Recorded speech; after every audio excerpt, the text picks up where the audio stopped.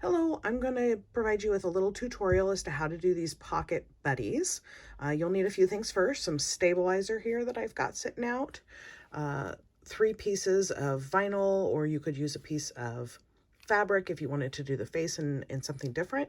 You'll need a pair of scissors, some applique scissors, and for any jump stitches you might encounter, a little tiny pair of scissors. Today I'm going to go ahead and do the little zebra.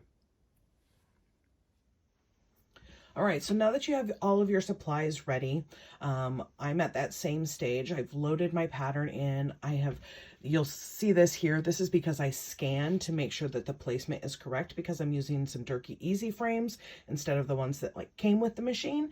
So I don't want to place it in a wrong place and actually hit the middle.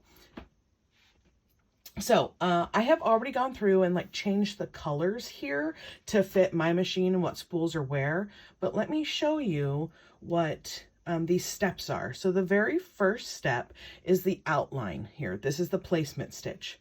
The second one, I have a hand by it, so it'll pause before it stitches the pocket because you need to put your first layer of vinyl down. Then allow it to stitch the pocket outline, and then the placement stitch for your applique piece. Again, I have the next one paused so it won't move on until I've put that on there and said okay. Then it'll stitch down the stripes, the nose, the face and mouth, the cheeks, the tack down of the applique piece, and then I have it set to pause before it does that very last stitch of the whole outline, because before you do that, you have to put the vinyl piece on the back. So right now I'm ready to go, and I will run through these steps, and hopefully this will help you out as you do yours. So I just ran the placement stitch, and that's telling me where I need to put my first piece of vinyl. This is going to be that base.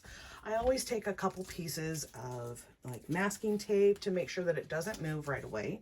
Once the first few stitches are down, it'll be fine. It won't move around, but you want to make sure to cover all of that placement stitch. Just use that masking tape, and then go ahead and start with your next step. So I have to lock my machine.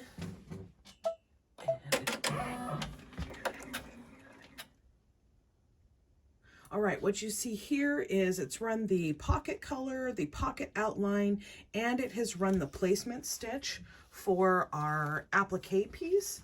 And so now it's time to put that applique piece on. And again, like you did with the base piece, you want to cover all of that blue or whatever color it is you choose. You want to cover all of that so that none of it shows. That's where your applique is going to go. We want to make sure that it's there. So there we go. All that blue is covered, and we're ready to go to town.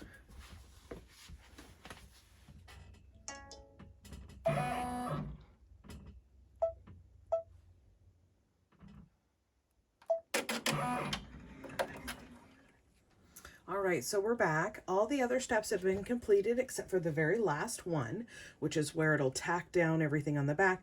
Before you can go any further, you have to take care of that applique and trim it up, or else it's just going to tack that right down with everything else.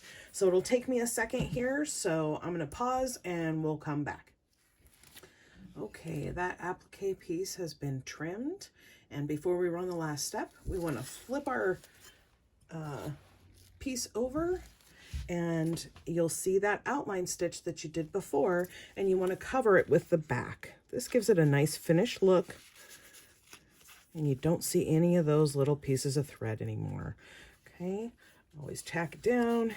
I come on the front, make sure that it's really attached. I don't want it to slip and fall when we put it back in the machine. All right, so here's our finished product.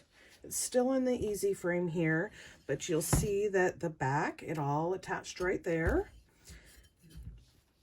And I just wanted to show you, I used a lighter color on the outside trim so that you can see that there is quite a bit of room around the applique piece. So if you don't get it trimmed super close that first time, you'll have the ability to come back and trim a little bit more once the piece is done and off of your hoop, so it's a little bit easier to do. Now the final step is to just trim this out and we'll come right back. And here's our final product, all ready to go. The backing, it's all trimmed. Hope you have as much fun with yours as I've had with mine.